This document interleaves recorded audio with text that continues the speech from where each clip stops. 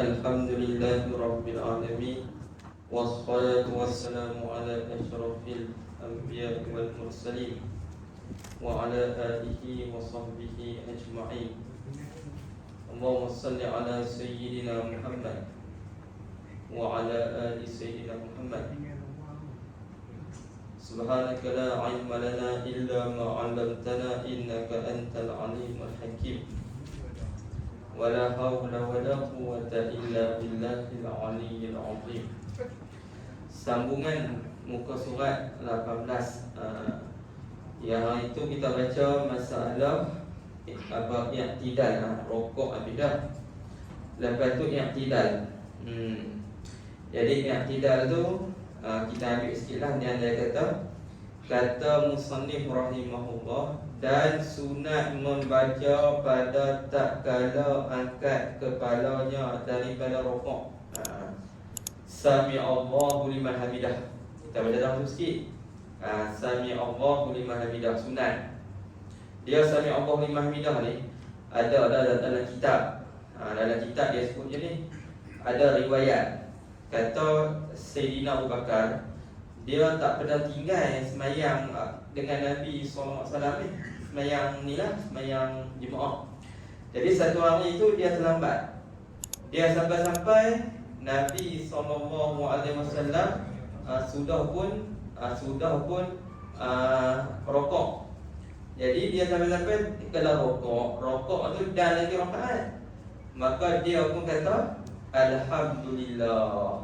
Jadi bila dia kata Alhamdulillah tu, masa i'tidal tu malaikat Jibril ajar kepada baginda Rasul supaya masa angkat daripada rokok pergi ke i'tidal, jangan kata Allahu Akbar, kata Sami Allahu liman hamidah.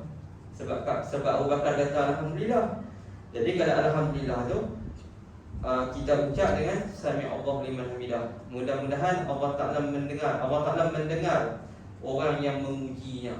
Sebab itu yang boleh, kalau ikut semua benda perpindahan rukun ni semua dengan takbir ihtifalat. Allahu Akbar, nak rukuk, nak sujud, Allahu Akbar, duduk antara dua sujud, Allahu Akbar. Tapi tak i'tidal, kenapa Sami Allahu liman hamidah? Kerana ambil daripada peristiwa Abu Bakar tu lah. Sebab dia kata Alhamdulillah. Jadi Sami Allahu liman hamidah lah. Dia sebut Alhamdulillah. Segala puji bagi Allah Ta'ala. Sambutannya Allah Ta'ala dengar orang yang memuji dia. Dengar lagu mana? Dengan sifat sama Allah Ta'ala. Situ. Baik. Jadi sunatlah, tak kala kita angkat kepala daripada rukuk, kita kata Sami Allahu liman hamidah. Dan apabila betul berdirinya, maka membaca ia Rabbana lakal hamdu. Itu paling kurang. Dan kita sebut dah hari itu, kita boleh baca Rabbana lakal hamdu, ataupun kita baca Rabbana walakal hamdu. Ada wa pun tak apa, tak ada wa pun tak apa. Saya sebut dah, kami mula faham. Rabbana lakal hamdu ataupun Rabbana walakal hamdu. Cuma sunat tambah mil as-samawati wa mil al-ard wa mil ma bainahuma wa mil'a ma syi'ta min syai'in ba'du. Sunat. Kalau kita seorang ataupun kita jadi makmum, kalau dan tambah, ataupun kita jadi tok imam, yang mana makmum di belakang pakat-pakat redha kalau kita tambah mil as-samawati wa mil al-ard. Kalau depa redha tak apa je. Kalau depa tak redha tak boleh. Mana boleh kita tambah? Kita mesti dapat persetujuan depa. Kita mengaji dalam itu. Persetujuan mereka tu dengan dua cara. Ada setengah kata kena berlisan, mereka kata setuju baru boleh. Ataupun setengah ulama kata tak payah berlisan, mereka diam tu tanda setuju. Tu tanda setuju. Tapi sunat tak apa. Kalau kita nak buat ni pasti boleh kalau kat sembahyang sunat. Tapi nak ingat ke tu tak ingat Mil as-samawati wa mil al-ard. Kuliah pun tak cari jalan keluar. Hak ni nak ingat pula. Kalau boleh hafal kan banyak benda pun. Mil as-samawati wa mil al-ard. Baik, habis. Itu senang tak payah. Dan sunat mengangkatkan dua tangannya seperti yang diangkat pada tak kala takbiratul ihram juga. Sama. Pada tak kala turun kepada rokok dan pada tak kala bangun daripadanya kepada i'tidal, dan tak kala betul berdiri daripada tahiyat awal. Yang ni satu masalah. Dia nak cerita ni, kita bila kita duk pindah-pindah rukun tu, sunat kita takbir intiqalat. Tuan-tuan tahu tu. Satu. Lepas tu pula sunat juga bila kita duk pindah-pindah rukun tu, sunat kita angkat tangan. Jadi dia kata masa nak rokok tu sunat angkat tangan. Daripada rokok nak pergi ke i'tidal pun sunat juga angkat tangan. Daripada i'tidal nak turun kepada sujud, sunat tak angkat tangan.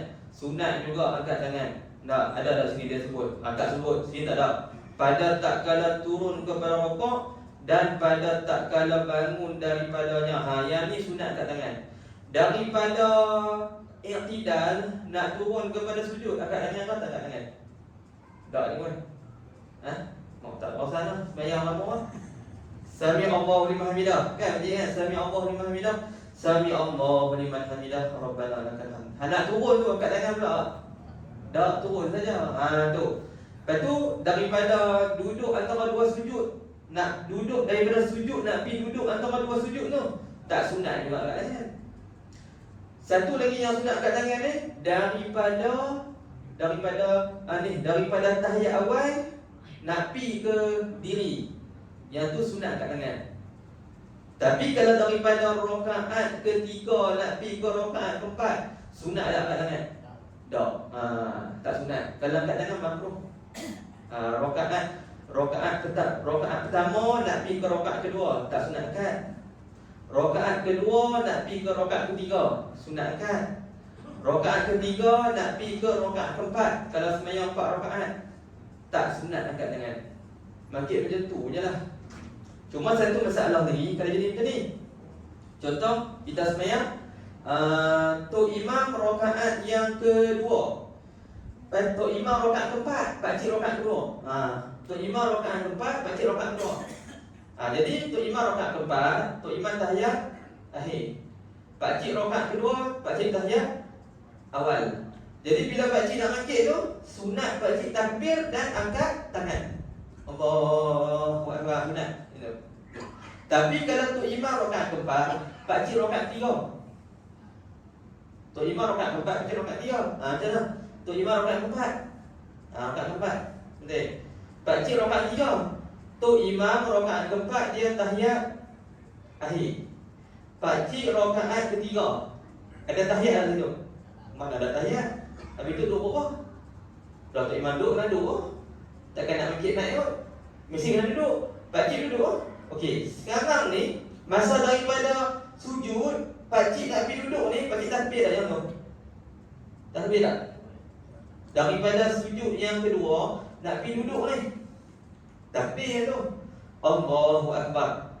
Tok Imam tahiyat akhir, pakcik duduk juga sebab nak ikut Tok Imam. Lepas dia bagi salam, pakcik nak bangkit. Yang tu sunat takbir ke ataupun tak sunat takbir? Tak sunat lah. Faham ni? Macam Pak Ayuh ni pun. Ni sekali lagi. Ayuh cerita. Ni faham dah, cuma saya tak berhenti. Pakcik rakaat ketiga, Tok Imam rakaat keempat. Pakcik rakaat ketiga mana ada tahiyat. Cuma dah Tok Imam duduk, pakcik kena duduk lah. Okey, sekarang ni Tok Imam pun bagi salam. Assalamualaikum, Assalamualaikum. Pakcik nak kena tambah lagi satu sebab sembahyang zuhur. Soalan dia lah ni, daripada rakaat ketiga nak pergi ke rakaat keempat pakcik tu, sunat lagi tak takbir intiqalat? Situ yang sunat lagi? Tak sunat. Makik buta je lah, makik sunyi lah. Diam saja. Makik Tok Imam Assalamualaikum, pakcik pun makik. Makik itu je. Tak sunat takbir intiqalat. Sebab apa tak sunat? Sebab kita duduk rakaat ketiga tu, kita bukan tempat tahiyat kita. Betul tak cikgu? Beza kalau pakcik rakaat kedua, Tok Imam rakaat keempat. Pakcik rakaat kedua tahiyat apa? Tahiyat awal. Tok Imam rakaat keempat tahiyat akhir. Jadi yang tu tak apa. Sebab apa? Sebab yang tu kedudukan dia tu cantik lah. Kita keempat, dia keempat, kita kedua. Kita nak mangkit rakaat ketiga tu sunat angkat tangan dan sunat takbir intiqalat. Betul? Faham kan? Faham lah tu Nabi lagi. Kalau sembahyang lupa orang tu ke, angkat tangan sat tak angkat tak apa lah. Bukanlah kata haram, tapi orang panggil puan-puan kita tahu hukum. Kat tu okey, kita buat macam tu okey. Kita buat sembahyang maghrib pula. Pakcik rakaat yang ke Tok Imam rakaat ketiga, pakcik rakaat kedua. Tok Imam bagi salam, pakcik nak kena mangkit rakaat kedua tu. Soalan dia tadi, sunat tak angkat tangan, sunat tak takbir intiqalat? Sunat. Sebab rakaat ketiga dengan rakaat kedua. Tok Imam rakaat ketiga, pakcik rakaat pertama nak mangkit. Sunat tak takbir intiqalat, sunat tak angkat tangan? Tak. Sebab tempat dia. Tapi daripada sujud pakcik, Nabi duduk dengan Tok Imam tu, yang tu sunat takbir. Daripada duduk tu nak mangkit rakaat tu, yang tu tak sunat takbir. Kan jadi macam ni? Kan jadi macam ni? Jadi macam ni. Ustaz 12 orang dari sini pun. Memang. Okey. Tok Imam rakaat ketiga, pakcik rakaat kedua. Jadi pakcik daripada sujud ni, hak ni sunat takbir ni. Allahu Akbar. Hak ni sunat takbir. Daripada sini ni nak mangkit ke rakaat ketiga tu, tak sunat takbir lah. Sebab kita rakaat pertama, Tok Imam rakaat ketiga. Boleh? Okey, habis. Nanti saya tanya pula, tak ingat tak tahu. Kaedah dia macam tu. Dia punya tempat dia lah. Kita nak tengok tempat yang sunat takbir, tempat yang tak sunat takbir tu. Dia nampak macam tu je lah, hukum dia lagu tu. Dia tengok kedudukan kita tu. Habis itu, selesai. Jadi imam satunya rakaat kedua dia dari awal kan. Jadi makmum dia tunggu dari awal, tapi rupanya imam dia naik terus kan. Dia tak buat dari awal kan. Kita yang tunggu duduk dah, imam tak turun, kami memang tak turun kan. Kita naik tu kita terbiak. Tunggu daripada kita duduk bayang dia akan duduk kan. Cuma dia lajak naik. Dia tak buat tahiyat. Dia tak buat tahiyat awal lah. Kita nak naik lah. Yang tu sunat takbir. Sunat takbir. Dia kaedah dia senangnya ni, bagi kau faham. Tok Imam kalau dia tak buat tahiyat awal, kita pun tak boleh buat. Ingat tau, kalau Tok Imam tak buat tahiyat awal, dia mangkit rakaat yang seterusnya, pakcik jangan duk buat tahiyat awal. Dia tinggal, kita pun kena tinggal. Kecuali kalau kita semayang belakang dia, sebelum dia nak mangkit rakaat yang ketiga tu, dia duduk istirahat. Masa tu kita boleh buat tahiyat awal. Contoh macam ni. Ni rakaat berapa? Rakaat kedua. Sepatutnya kena duduk dah tahiyat awal. Tok Imam tak duduk. Tok Imam terus bangun. Dia mangkit ni, dia tak duduk ni dah. Pokoklah dia duduk istirahat sat. Dia tak duduk dah. Lepas-lepas rakaat yang kedua tu dia mangkit terus. Soalan dia, pakcik masa tu nak mangkit ke tak duduk? Jawapan dia kena ikut Tok Imam.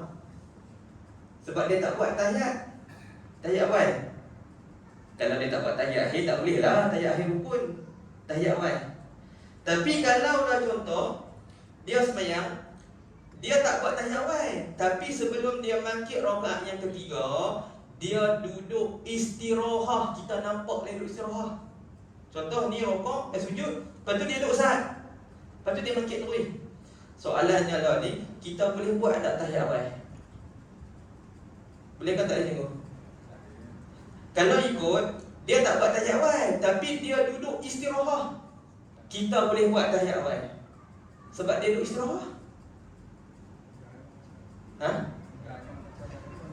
Tak apa, kalau tak ada pun tak apa, baca baca. Kalau tak ada sekali lagi, masuk rakaat yang seterusnya. Kalau tak ada juga Fatihah kita jadi masbuk lah. Faham tak? No? Faham? Payah cerita. Balik dia apa awak? Tak nampak? Dia lagi sekali. Jadi pakcik sembahyang dengan saya rakaat kedua tu, saya tak buat tahiyat awal, tapi saya duduk istirahat. Duduk sat. Sebelum dia nak naik tu, dia duduk sat. Kalau ikut duduklah bagi lama nak baca tahiyat awal. Tapi tak, dia lepas-lepas sujud, dia duduk istirahah sat. Allahu Akbar. Kita pun belakang tengok, dia tak buat tahiyat awal ni. Tapi walaupun dia tak buat, dia duduk istirahah sat. Kita boleh buat dak tahiyat awal, hukum dia boleh buat. Sebab dia duduk sat juga. Tapi kalau dia tak buat langsung, lepas-lepas sujud tu, terus dia bangkit, dia tak duduk langsung. Kita boleh buat dak tahiyat awal benda tu? Tak boleh buat. Sebab dia tinggal terus. Lepas tu abang kita tanya, kalau kita duduk tahiyat awal, sedangkan dia tak kuat tapi dia duduk istirahah tadi, kita baca tahiyat. Kita dan kita baca, kita baca tahiyat macam biasa. Kita bangkit-bangkit, tengok-tengok dia dekat-dekat nak rokok dah. Masa tu kita dapat lagi tak Fatihah yang pertengahan dengan tu imam? Tak dapat. Masa tu kita jadi makmum masbuk kan muafiq benda tu. Masbuk. Fatihah kita tak yang habis, kita ikut tak imam balik kan. Bangkit-bangkit. Allahu Akbar. Malik Yaumiddin tengok dia rokok. Kita pun gelap bawah nak baca lah ni Fatihah saya. Jawapan dia tak payah habis Fatihah. Dia rokok, kita rokok terus. Sebab kita jadi masbuk kan tu. Masbuk Fatihah lah yang tu. Faham tak? Kalau dia suruh buat tu ya senang. Suruh buat terus senang, dia fikir apa. Cuma segi hukum tu. Segi hukum. Kalau nak mudah cakapnya, Tok Imam tak buat, tak payah buat lah. Selesai masalah. Kan, Tok Imam tak buat, tak payah buat. Tapi kita nak tahu dia duduk istirahah, tak duduk istirahah tu cikgu. Mestilah kita duduk semayang belakang dia. Kalau kita duduk jauh nak tahu mana dia duduk istirahah, tak istirahah. Betul tak? Kita bukan tahu. Kita baca tahiyat lah, tengok dia masih lapor gitu. Macam mana? Kalau kita tak tahu dia tak baca tahiyat kan. Kita ingat kita baca lah. Kalau dia mungkin lah, kita pun lapor.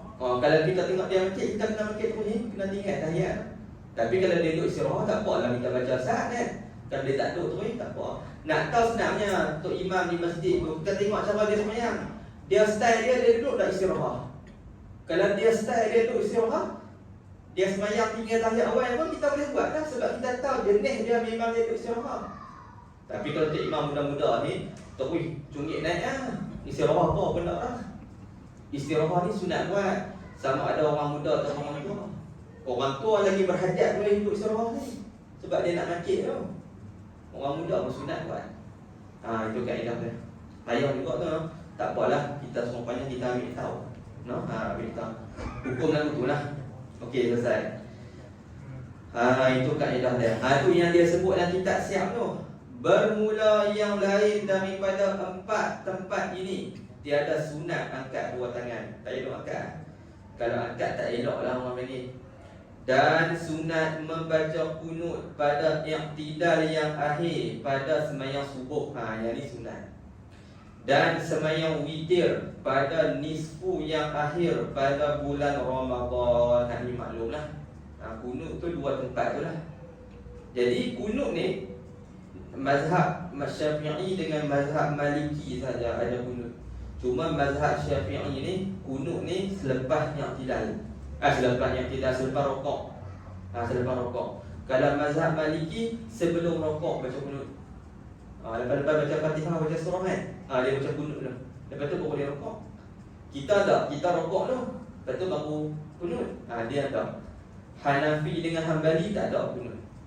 Dia tak baca langsung lah kunut. Memang bagi dia tak ada. Cuma Hanafi dengan Hambali apa semua ni, kunut mereka tu ada pada sembahyang witir. Kalau mazhab Hanafi tu, kunut witir tu dia baca malam pertama Ramadan baca lah. Kita malam 16 baru baca. Dia malam pertama Ramadan dia baca kunut siap. Sebab tu di Mekah saya rasa malam pertama witir tu dia baca kunut lah. Dia Hambali baca awal. Kita pertengahan lah. Orang kita apa kadang-kadang keliru buat tu 15 kan 16, malam 16 baru baca. Ni malam 15 dia baca lah. Bukan lagi malam 16. 16 tu baru masuk nisfu yang kedua. 15 tu baru nisfu yang pertama. Dia tu ingat nisfu Syamban tu masalah tu. Kan? Dia malam 16 baru sunat baca kunut. Jadi baca kunut ni jangan tinggal ya. Baik. Ya, kunut nazilah mesti rakaat yang terakhir. Tapi kunut nazilah ni dia sunat baca cikgu pada sembahyang fardu saja. Sembahyang sunat tak payah baca. Ni kita semayang duha pun baca kunut nazilah. Semayang ba'diyah isyak pun kunut nazilah. Ba'diyah maghrib pun kunut nazilah. Tak sunat. Kalau baca taklah batal, tapi orang panggil tak sunat baca. Tak baca. Sebab tu semayang sunat. Dia kunut nazilah ni hanya untuk semayang fardu 5 waktu saja. Semayang jenazah ada tak kunut nazilah? Yang orang pasal Semayang jenazah tak ada. Kalau nak buat tak boleh. Dia semayang fardu saja. Rakaat yang terakhir, mesti pada rakaat yang terakhir kita akan baca kunut nazilah tu. Sebab apa? Kunut ni kita baca pada semayang subuh sahaja. Sebab semayang subuh ni pendek. Bila pendek, eloknya bagilah lama sikit. Sebab semayang subuh. Sebab tu semayang subuh ni sunat baca surah bagi panjang sikit. Ni semayang subuh kuliah kulhu. Tak ada nak apa-apa. Badahlah bangun pagi. Bangun pagi ni cergah ni cik. Bacalah bagi panjang sikit. Sabisma ke kan? Bacalah panjang-panjang sikit. Hal ataka hadisul ghasyiyah ke.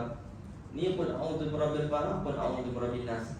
Boleh lah, tapi orang panggil subuh tu kita duk segak-segak lagi. Jadi semangat lagi. Jadi semayang subuh tu bagilah panjang sikit. Gitu. Cara nak pergi panjang lagi, kita bacalah kunut. Jadi kita baca kunut tu cantik lah. Baca kunut tu cantik. Baik, habis. Jadi sunatlah kita baca kunut. Termasuk juga pada semayang witir pada nisfu yang akhir pada bulan Ramadan. Semayang witir ni sunat muakkadah ni. Kalau kita tinggal hukum dia makruh. Tapi sekali hak cakap bila bulan puasa dia buat. Bulan ni buat ada potong jari dulu lah. Boleh kira lah orang yang buat, pakcik mungkin buat. Saya pakai tak buat lah semayang witir ni. Tapi eloknya kita buat juga semayang witir ni. Sebab dia sunnatul muakkadah tu. Kalau kita tinggal makruh. Makruh. Antara semayang witir dengan semayang duha, mana lebih kuat tuntutan? Witir. Orang kita kadang-kadang duha dia jaga, witir tak jaga. Tak apa nak tenang. Sepatutnya witir tu lebih utama berbanding duha. Duha tu ada waktu Nabi tinggal juga. Sebab Nabi takut orang angkat semayang duha ni wajib. Tu yang Nabi tinggal juga setengah-setengah waktu. Tapi tak apalah, kita buat secara hari pun tak apa. Cuma duha tu ada waktu Nabi tinggal. Tapi kalau witir, Nabi tinggal tak witir, orang Nabi tak tinggal. Bahkan ada riwayat dalam Bukhari, semayang witir ni ketika musafir pun Nabi tak tinggal. Kita kalau masa musafir ni, semayang sunat-sunat qabliyah ba'diyah ni tak buat pun tak apa. Sebab kita sibuk dengan permusafiran kita. Tapi witir, witir tak. Witir tak suruh. Semayang witir ni dalam mazhab kita sunat muakkadah. Dalam mazhab Hanafi wajib semayang witir. Orang Hanafi tu witir ni wajib. Tapi wajib tu bukan tuan-tuan jangan faham tak. Maksudnya orang Hanafi ni dia kena semayang satu hari 6 kali semayang fardu lah.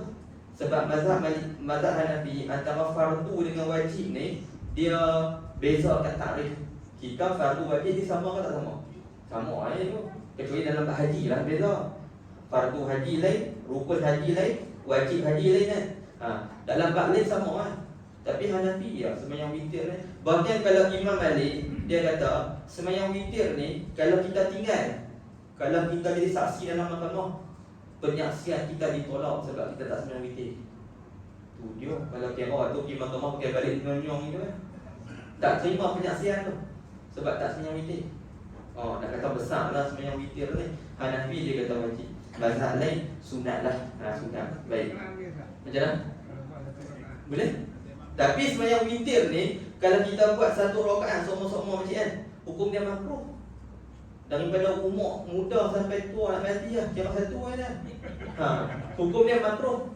Sebab berterusan satu. Kadang-kadang tak apalah dalam seminggu 2-3, sehari 2 satu, hari ni 3 tak apa. Tapi kalau satu saja makruh. Bulan puasa lah 3, bulan lain 1 je lah. Tak apa lah, tapi makruh lah. Eloknya kita buat 3. 3. Kalau nak buat 1 salam boleh, nak buat 2 salam boleh. Hanafi dia buat 1 salam, lebih afdal 1 salam. Mazhab kita lebih afdalnya 2 salam. 3 rakaat 2 salam. 3 rakaat 2 salam. Tak apa, nanti semayang witir dalam bab ni nanti saya cerita lebih panjang berkenaan perbahasan semayang witir tu. Dia ada perbahasan dia.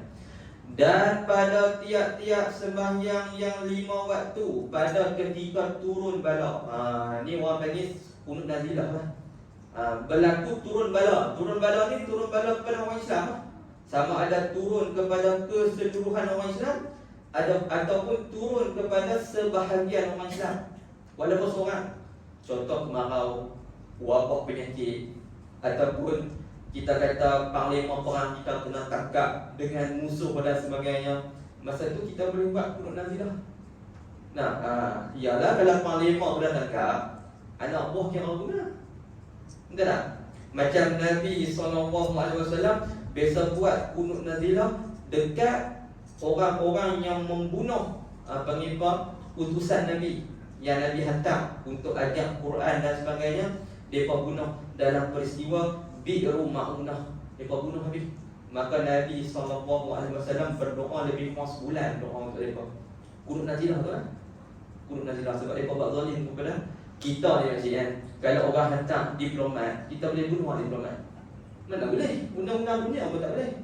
Diplomat Amerika hantar ke Malaysia, tiba-tiba kita tembak bagi mampu imam. Tak boleh. Sebab Islam tak bagi. Sama juga Nabi hantar diplomat untuk berdakwah, tiba-tiba mereka bunuh. Sepatutnya kalau tak setuju hantar balik lah. Kenapa nak bunuh kan? Diplomasi, duta orang panggil. Mana boleh bunuh? Undang-undang dunia tak boleh. Undang-undang Islam pun tak boleh bunuh. Mereka bunuh. Nabi baca kunut nazilah selama sebulan kepada pembunuh-pembunuh sahabat-sahabat Nabi SAW. Tu tak berlaku apa? Tak berlaku ta'un, tak berlaku kemarau tak. Tapi berlaku dengan cara pembunuhan kepada orang Islam, perang dan sebagainya. Bolehlah kita buat kunut nazilah. Boleh buat kunut nazilah. Baik, habis.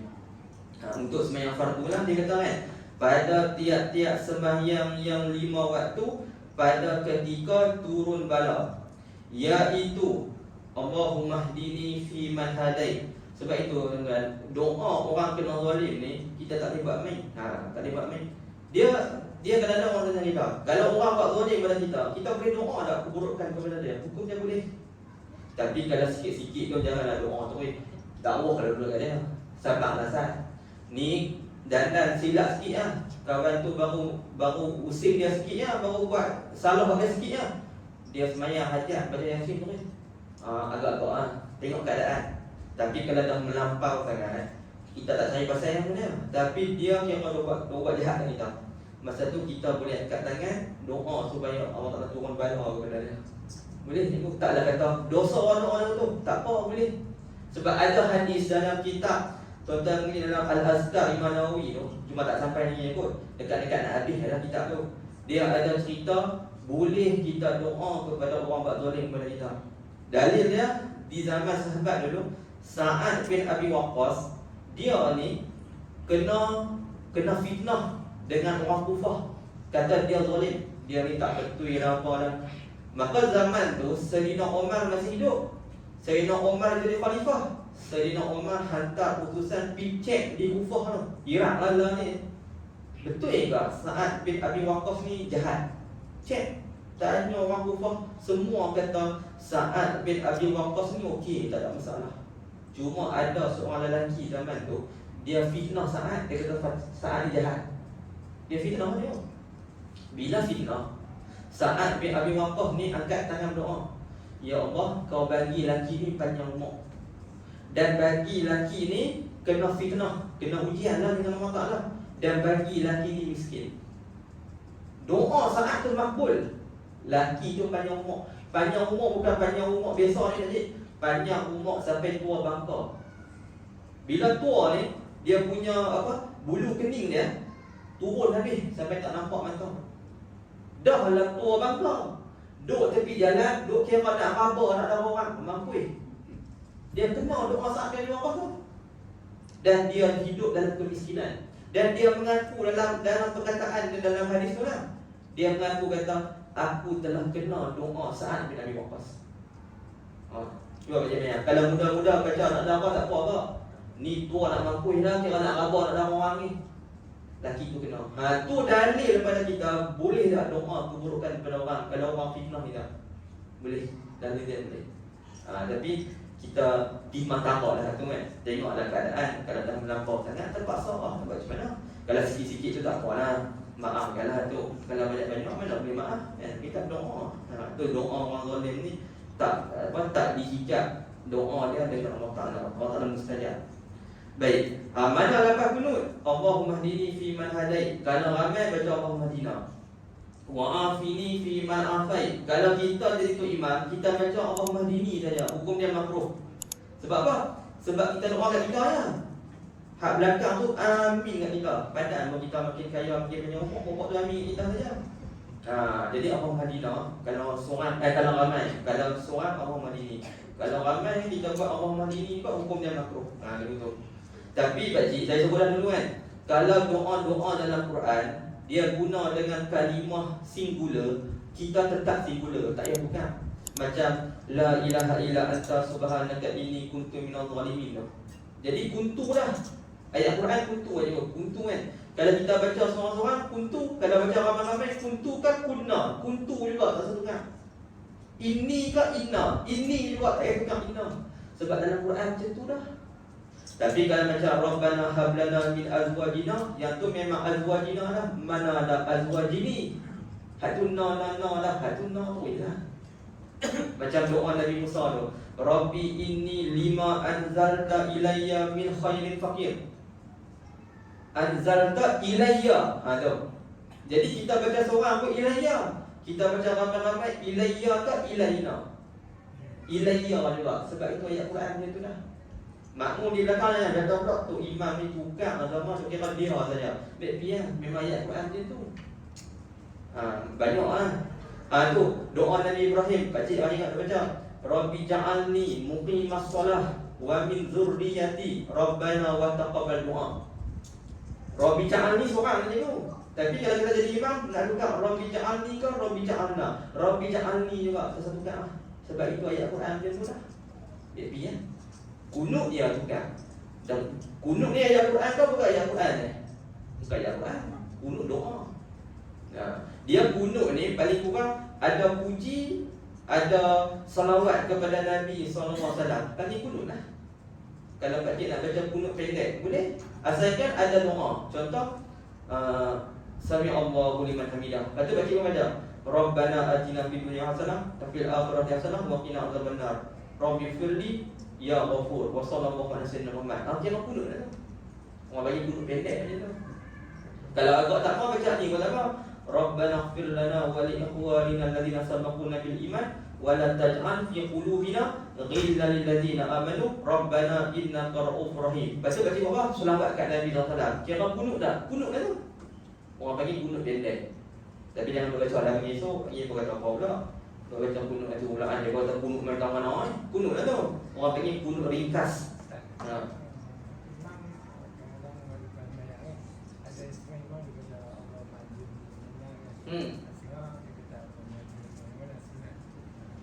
Kalau yang tu kena tengok hadis balik aja tu. Kalau hadis guna dengan ajir ni, eloknya ajir ni. Tapi kalau hadis tu contoh guna ajirna, ajirna. Hak tu pun kelih juga di kampung saya. Orang kelih Tok imam kampung saya kelih punya tu. Dia kata tak boleh ajirna, kena ajir ni. Orang kelih lah. Seorang kan. Saya ajirna lah. Tapi kalau nak baca ajirna, kena tengok dalam hadis. Hadis guna ajirna ke ajir ni. Kalau ajir ni ya. Kalau ajirna, ajirna. Tapi kalau nak tukar pun taklah haram. Tapi orang panggil tak ikut dalam hadis lah. Macam tu pun kelih tu. Astaghfirullahalazim alladzi la ilaha illa huwal hayyul qayyum ka huwal hayyul qayyum. Kelih tu. Ada orang kata kena hayya, tak boleh baca hayyu. Ada orang kata hayyu boleh, hayya boleh. Dalam kitab Al-Azkar, syarah dia tu, dia sebut boleh macam dua-dua dia tu. Hayya boleh, hayyu boleh. Jadi baca hayya boleh, hayyu boleh. Jadi kalau Tok Imam baca hayya pun betul, kalau Tok Imam baca hayyu pun betul. Orang tua-tua kita dah baca hayyu ke hayya? Hayyu tu orang dulu tu. Cuma tak tukar jadi hayyu ni hayyu lah. Hayyu daripada dulu hayyu tak apa. Hayyu pun betul, hayya pun betul. Dua-dua boleh, tak satu kelih lah tu. Jadi kita istighfar lah. Daripada tak istighfar baik. Sikit kan? Allahumma hdini fi man hadai wa afini fi man afai wa tawallani fi man tawallai wa barik li fi ma a'tai wa qini syarra ma qadai. Sampai dekat wa qini syarra ma qadai boleh macam ni. Dan tuan-tuan pun boleh buat macam ni. Sebab wa qini syarra ma qadai tu maksud dia apa dia? Ya Allah, lindunglah aku, lindunglah kami daripada keburukan takdir kau. Jadi benda tu kita minta kan, minta lindung. Lindung kan, bila lindung sini lah. Lepas wakil ni Syarah Ramadan, lepas tu macam ni balik kan. Jangan macam ni habis. Macam ni balik. Yang tu khilaf ulama. Ada kata sunat macam ni, ada kata macam ni juga. Minta lindung daripada keburukan takdir. Tak kira ingat lah. Kita ni, orang ahli sunnah, takdir ni, baik buruk, semua datang daripada siapa? Daripada Allah Ta'ala. Orang tu sembahyang, Allah Ta'ala. Orang tu zina, Allah Ta'ala ke kita? Dia takut nak jawab. Orang tu mencuri dengan izin siapa? Kita semata-mata kita tu ataupun ada campur tangan daripada Allah Ta'ala? Ada campur tangan daripada Allah Ta'ala. Sebab itu kita beriman. Beriman dengan qada dan qadar, baik dan buruk, semuanya datang daripada. Kalau Mu'tazilah, dia kata apa? Kata Mu'tazilah 20. Dia kata hak baik datang daripada Allah Ta'ala, hak buruk datang daripada kita. Kita cakap lagu tu, kalau lepas-lepas kuliah apa, lepas-lepas berucap apa, kita cakap lagu tu, cakap saja, bukan kita etikot. Akan jalan adab saja. Tapi kalau kita kata, semua yang baik datang daripada Allah Ta'ala, yang buruk datang daripada diri kita, kita sebut tu atas nama etikot, rosak akidah kita. Kita kata tu atas dasar adab saja. Kalau orang tanya dia, betul yang kau ni baik buruk, baik daripada Allah Ta'ala, buruk daripada hak? Dia kata, tak, buruk pun daripada Tuhan. Cuma aku cakap atas jalan adab dengan Allah Ta'ala bukan itu kan. Sebab itu kita mengaji sifat 20. Allah Ta'ala ni, dia berkehendak. Kehendak Allah Ta'ala tu kaji, tanjizi qadim. Sejak sedia kala Tuhan tetaplah. Kita ni macam ni, atas kepala kita ni, ataupun tengah belakang kita ni, sudah ada cok kita syurga ke neraka. Tuhan tahu lagi tak kita ni syurga ke neraka ni? Kau tak tahu ni? Dia pun duk tengok muka. Dia ni syurga ke neraka, syurga ke neraka. Duk teragak-agak lagi syurga ke neraka. Tak ada agak dah. Kita ni ada dah ditetapkan kita syurga ke neraka. Habis tu buat ibadat apa? Tak cukup semayang itu. Kita semayang tu sebab kita tak tahu hakikat kita ni dia. Tu yang kita semayang lah. Mudah-mudahan kalau duk semayang rajin ni syurga lah tu, bukan neraka lah. Macam tu lah. Betul tak Cik? Orang perempuan kalau dia faham bab ni, kita nikah seorang ni tak marah. Betul tak? Kita kata kat dia, kita nak nikah orang lagi, dia mengamuk tu lah. Kita kata ini qada dan qadar, beriman sudah lah. Diam dia. Kalau dia faham dia lega misalnya. Tapi dia tak faham ni punya payah tau. Memanglah bila kita buat dosa, segi syariat memang kita kena diambil hukum pada kita, segi syariat.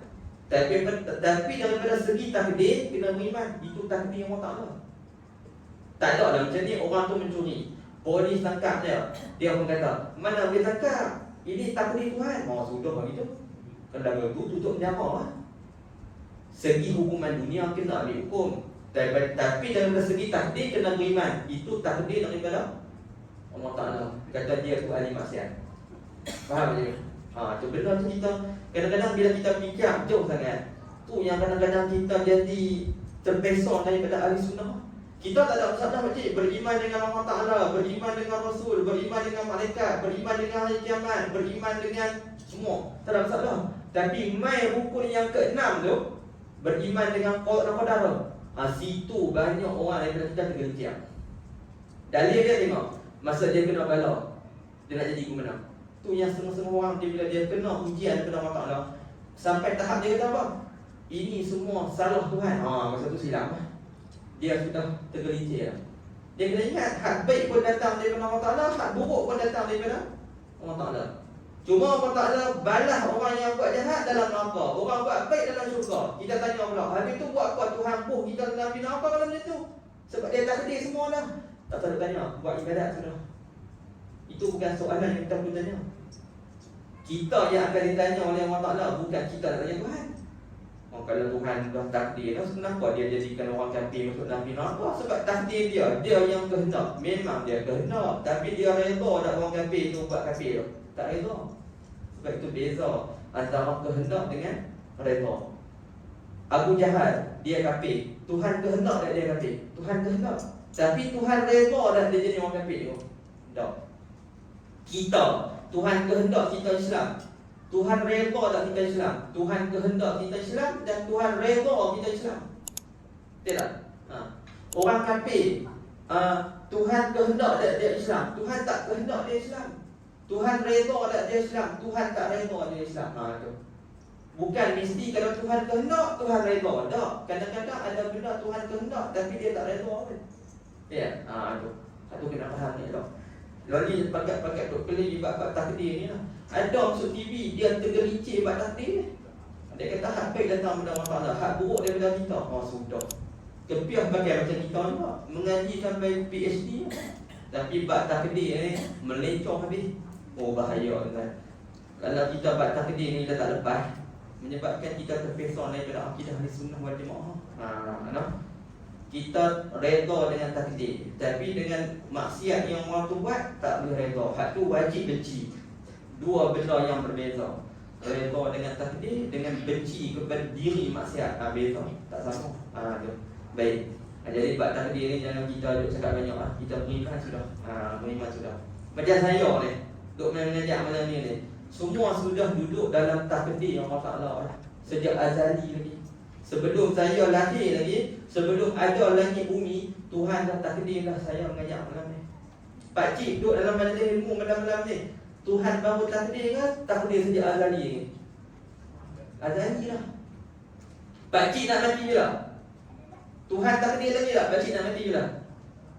Takdir ke balik? Kau Tuhan duk tengok orang tua ni nampak rajin ni, aku nak bagi dia umur 80 lah. Kau macam mana? Takdir lah. Saya buat ada tarikh mati, cikgu pun ada tarikh mati. Cuma tak sampai masa ni. Betul tak? Habis tu berdoa buat apa? Berdoa tu atas nama ikhtiar itu je. Itu saja, doa tu je. Tu sebab tuan-tuan, bila kita faham bab takdir ni, tuan-tuan lagi. Takdir ni, qadha ni ada dua. Qadha mu'allaq dengan qadha mubram. Mubram tak boleh ubah, mu'allaq tu boleh ubah. Tadi ustaz kata takdir ni dah Tuhan tetap, tiba-tiba boleh ubah tak boleh ubah. Ubah tak ubah tu di sisi malaikat je. Malaikat tengok dia ni rajin keliling orang, aku bagi umur dia 60 dah. Dia ni rajin sambung tali silaturahim, umur dia 65. Malaikat duk tengok agak lagi ni 60 ke 65. Faham tak? Di sisi Allah Taala 60 65 tu agak lagi tak boleh? Dah. Di sisi Allah Taala Tuhan tahu dah dia 65 ataupun dia 60.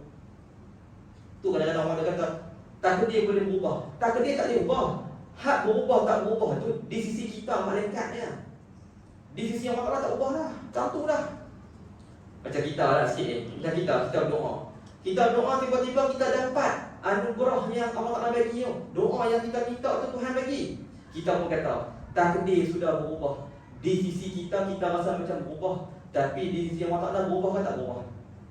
Di sisi Allah Taala memang Tuhan tahu dah. Dia berdoa memang aku nak bagi benda tu kat dia. Di sisi kita kata kalau aku tak berdoa tak dapat. Kalau aku berdoa dapat. Kita pun berdoa tiba-tiba dapat. Kita kata berubah takdir. Tak berubah. Tuhan tetap macam tu dah. Faham tak? Tu akidah pun Tuhan tetap dah. Jadi kalau faham ni, mai pi lah apa-apa pun dalam hidup kita, accident ke apa pun, kita beriman, kembali balik kepada qada dan qadar, redha dengan ketentuan Allah Taala. Selesai. Taklah jadi moyan apa semua, tak jadi ya. Nak kembali situ, kembali kepada redha, kemuncak kita tu beriman dengan redha, qada dan qadar Allah Taala. Itu kemuncaknya. Tu kaedah kan. Habis tu sikit lagi kita kata wala yuqta alaik fa in wa innahu la yadhillu man walait wa la ya'izzu man alaik. Tabaraka rabbana wa ta'ala falakal hamdu ala ma qadait astaghfiruka wa atubu ilaik. Wa sallallahu ala sayyidina Muhammad wa ala alihi wa sahbihi wasallim. Dan sunat bagi imam membaca akan dia dengan lafaz yang am, iaitu Allahumma bina wa afina wa tawallana wa barik lana wa qina nastaghfiruka wa natubu ilaik. Yang terakhir, bila pakcik baca kunut dalam mazhab Imam Syafi'i sampai kepada tu wa innahu la yazillu man walait tu, sunat baca derah juga, tak sunat slow. Tapi kita slow, tak tahu dah mana dah tahu. Allahumma hdina fi man hadait wa afina fi ma afait. Sampai dekat tu wa innahu la yazillu man walait. Sepatutnya daripada awal sampai habis tu derah sebab sampai dekat wa innahu la yazillu man walait tu, sunat bagi kita baca sekali mata imam. Kalau tak mau baca, sunat bagi kita kata begini, asyhadu, asyhadu, asyhadu. Kalau tok imam baca slow, nak main tak mana asyhadu dulu. Cikgu baca, wa innahu la yadhillu man walai. Saya tak baca tau. Saya sambut je, asyhadu. Wa innahu la yadhillu man walai wa la yu'izzu man adai. Asyhadu. Sampai habis. Adapun sampai dekat wasallallahu ala sayyidina Muhammad, yang tu kita baca salawat dengan imam juga apa? Adapun kita ucap amin pun tak apa, tak ada masalah. Sebab itu kunut tu daripada awal sampai habis sunat baca satu nada. Kita baca mula-mula dah kelas, lepas tu hilang pun. Dekat wasallallahu tu baru dengar balik. Dia tak apalah, tak ada salah. Tapi kalau ikut mazhab Imam Syafi'i kalau tu baca straight kan. Tak apalah tu hati hilang ulama lah. Tapi dari segi kita dah betul, hukum yang dah betul. Lepas tu habis itu cuma kunut ni tak sunat kita sapu muka. Kalau kita sapu muka hukumnya makruh. Biar sambung lah tu habis masalah yang tidak. Nanti akan datang dia masuk masalah sujud. Wallahu subhanahu wa ta'ala a'lam.